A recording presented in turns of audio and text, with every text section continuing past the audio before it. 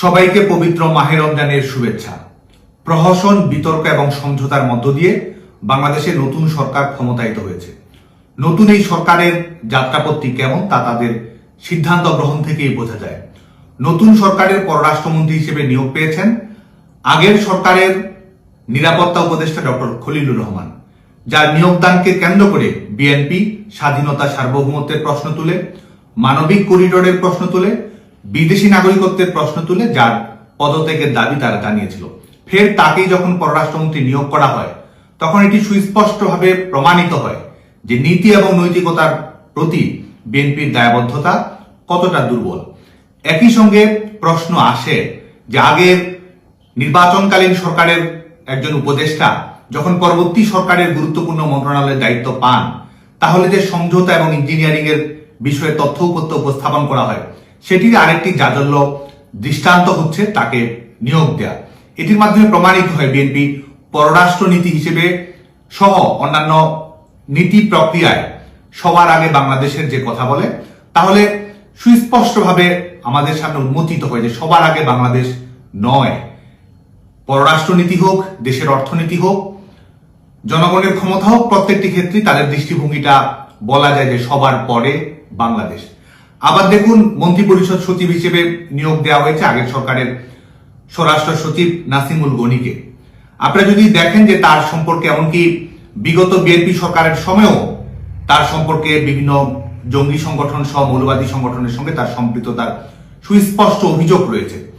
এবং বাংলাদেশে 2024 সালের 5 আগস্ট পরবর্তী যদি বাস্তবতা দেখেন যে বাংলাদেশ যে একটা মব রিপাবলিকে পরিণত হলো, গোটা বাংলাদেশ যে মব ছেয়ে গেল, মবের মাধ্যমে সহিংসতা, মবের মাধ্যমে পদের পরিবর্তন, মবের মাধ্যমে সিদ্ধান্ত গ্রহণ, মবের কাছেই যে গোটা বাংলাদেশটা আত্মসমর্পণ করলো, সেই মব কার্যক্রমের সাচিলিক দায়িত্ব যিনি পালন করেছেন তাকেই আবার এই নতুন সরকারের মন্ত্রিপরিষদ সচিব বানানো হলো। এটির মাধ্যমে প্রমাণিত হয় যে জনগণের দৃষ্টিভঙ্গি, সুশাসনের দৃষ্টিভঙ্গি প্রত্যেকটি ক্ষেত্রেই নতুন রাজনৈতিক সরকারের দৃষ্টিভঙ্গিটা কিরকম হবে এটি সুস্পষ্ট হয়ে প্রমাণিত হয়। আরেকটি দিক হচ্ছে যে আমরা শুধুমাত্র বাংলাদেশের কোন সরকারের পারফরমেন্স নয়, পৃথিবীর ইতিহাসে সম্ভবত একমাত্র সরকার 2001 থেকে 2006 সালের বিএনপি সরকার, যারা এমনকি আমাদের বিদ্যুৎ উৎপাদনের সক্ষমতা আগের আওয়ামী লীগ সরকারের তুলনায় কমিয়ে নিয়ে এসেছিল। 2001 সালে আওয়ামী লীগ যখন শান্তিপূর্ণভাবে ক্ষমতা হস্তান্তর করে, তখন আমাদের বিদ্যুৎ উৎপাদন সক্ষমতা প্রায় 3800 মেগাওয়াট ছিল। 2006 সালে যখন বিএনপি ক্ষমতা ত্যাগ করে, তখন সেটি দাঁড়ায় 3200 মেগাওয়াট। এবং সে সময় যিনি বিদ্যুৎ এবং জ্বালানি মন্ত্রণালয়ের দায়িত্বরত ছিলেন, শুধুমাত্র অদক্ষতা নয়, এই পরিসংখ্যানগত অদক্ষতা যেটি সবার চোখের সামনে ভেসে ওঠে, একই সঙ্গে আছে যে দুর্নীতির অভিযোগ, আমাদের বিদ্যুৎকে কেন্দ্র করে যে বিশৃঙ্খলা, এখান থেকে যে ধরনের পার্সেন্টেজের প্রশ্নগুলো আসে, তাকেই যখন আবার নতুন করে নতুন সরকারের মন্ত্রণালয়ের দায়িত্ব দেওয়া হয়, তখন প্রমাণিত হয় যে দুর্নীতির বিরুদ্ধে লড়াই করা কিংবা দক্ষতার বিষয়টিকে গুরুত্ব দেয়া এটি বর্তমান সরকারের কোনো কাছে কোনো গুরুত্বপূর্ণ কিংবা অগ্রাধিকার প্রাপ্ত বিষয় নয়। আরেকটি দেখুন যে একটা সরকার সংবেদনশীল কিনা, একটা সরকার অন্তর্ভুক্তিমূলক কিনা, একটা সরকার জনগণের প্রত্যাশার সঙ্গে সামঞ্জস্য রাখে কিনা, এটি ছোট ছোট দৃষ্টান্ত থেকে বোঝা যায়। দেখুন, আপনি পার্বত্য চট্টগ্রাম বিষয়ক মন্ত্রণালয়ের দায়িত্ব দেওয়া হয়েছে একজন, প্রতি মন্ত্রণালয়ের দায়িত্ব দেওয়া হয়েছে একজন বাঙালিকে। পার্বত্য চট্টগ্রাম বিষয়ক মন্ত্রণালয়ের দায়িত্ব সবসময় পার্বত্য চট্টগ্রামের অধিবাসীরা দায়িত্ব পালন করেছেন, যদিও এখানে মন্ত্রী হিসেবে পার্বত্য চট্টগ্রামের একজন অধিবাসী রয়েছেন, কিন্তু প্রতিমন্ত্রী হিসেবে একজন বাঙালিকে দেওয়া হয়েছে। এবং এটির মাধ্যমে প্রমাণিত হয় যে আমাদের একটা যে আমরা ইনক্লুসিভ সোসাইটি তৈরি করতে চাই, পার্বত্য শান্তি চুক্তি যেটির মধ্য দিয়ে পার্বত্য চট্টগ্রামে আমরা শান্তি ফিরিয়ে নিয়ে আসা, সেটির বাংলাদেশের মূলধারার সঙ্গে তাদেরকে একীভূত করা, সাংস্কৃতিক বৈচিত্র্য এবং স্বকীয়তা সুনিশ্চিত করা এবং আন্তর্জাতিক মানদণ্ড বজায় রেখে একটা মানবাধিকার ভিত্তিক রাষ্ট্র ব্যবস্থা তৈরি করা, সেই বিষয়েও যে বিএনপি সরকার কোনো ধরনের দায়িত্ব অনুসরণ করছে না এবং বাংলাদেশের মানুষ, বাংলাদেশের জনবৈচিত্র্য, আমাদের ভিন্ন ধর্মাবলম্বী কিংবা ভিন্ন বাঙালিদের বাইরে ভিন্ন জাতিসত্তার প্রতি তাদের দৃষ্টিভঙ্গিটা কিরকম হবে, সেটাও কিন্তু এখান থেকে পরিষ্কারভাবে আমাদের কাছে উন্মোচিত হয়। আরেকটা হচ্ছে যে এই মন্ত্রিসভার যে ঢাউ আকার, আজকে দেখুন যে কৃচ্ছতা সাধনের জন্য তারা কথা বলছে, এই রমজান মাসকে কেন্দ্র করেও আহ্বান জানিয়েছে, অথচ দেখুন নিজেরা তারা একটা 50 সদস্যের মন্ত্রী পরিষদ সদস্য তারা গঠন করেছে, এর বাইরে তো আবার মন্ত্রীর পদমর্যাদায় উপদেষ্টা পরিষদ তো আছেই, এবং ভবিষ্যতেও তো আবার এই মন্ত্রী পরিষদ তারা কত রকম করে বাড়ায়, এটি নিয়ে তো আছে। এর আগে আমরা 2001 থেকে 2006 বিএনপি তাদের মন্ত্রী পরিষদ গঠন করেছিল 60 সদস্যের, প্রত্যেক 3 জনে একজন করে মন্ত্রী।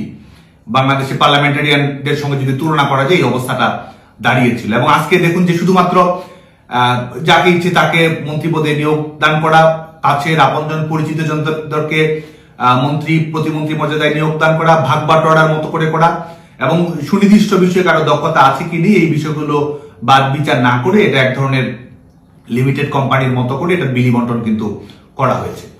এই বিষয়গুলোর বাইরে আমরা যদি দেখি যে আজকে তারা ফলাও করে এক ধরনের কথাবার্তা বলছে গণতন্ত্র নিয়ে, আইনের শাসন নিয়ে। বর্তমান সরকার যারা যেভাবেই ক্ষমতায় আসুক না কেন, আজকে কিন্তু তাদের যদি সেটি হয় তাহলে তাদেরকে সেটি প্রমাণ করতে হবে তাদের কর্মকাণ্ডের মধ্য দিয়ে। আজকে দেখুন যে তারা রুল অফ ল এর কথা বলছে, তারা ডেমোক্রেসির কথা বলছে, অথচ আজকে আমাদের বাংলাদেশে গণতান্ত্রিক স্পেসটুকু কতটুকু সংকুচিত রয়েছে এবং এটি উন্মোচনের কোনো পথরেখা রয়েছে কিনা এটি নিয়েও কিন্তু বাংলাদেশের মানুষের সামনে কোনো ধরনের বার্তা, কোনো ধরনের রোডম্যাপ নেই। যদি তারা সত্যিকার অর্থে আইনের শাসনে বিশ্বাস করে, যদি তারা সত্যিকার অর্থেই গণতান্ত্রিক ধ্যান ধারণায় বিশ্বাস করে, তাহলে প্রমাণ করতে হবে আওয়ামী লীগের কার্যক্রমের উপর নিষেধাজ্ঞা, বাংলাদেশ ছাত্রলীগের উপর নিষেধাজ্ঞা প্রত্যাহার করতে হবে।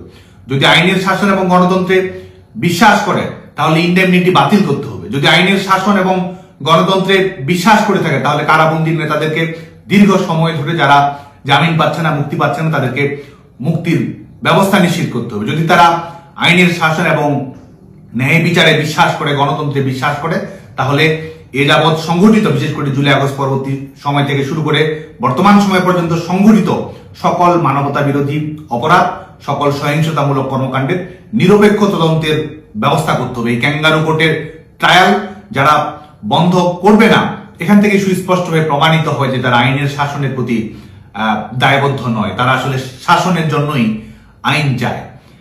এই প্রশ্নগুলির জবাব বাংলাদেশের জনগণকে দিতেই হবে। যে প্রক্রিয়ায় ক্ষমতায় আসুক না কেন, জনগণকে এই প্রশ্নের উত্তর দিতেই হবে। আপনারা সবাই ভালো থাকবেন, সুস্থ থাকবেন, নিরাপদে থাকবেন। জয় বাংলা, জয় বঙ্গবন্ধু।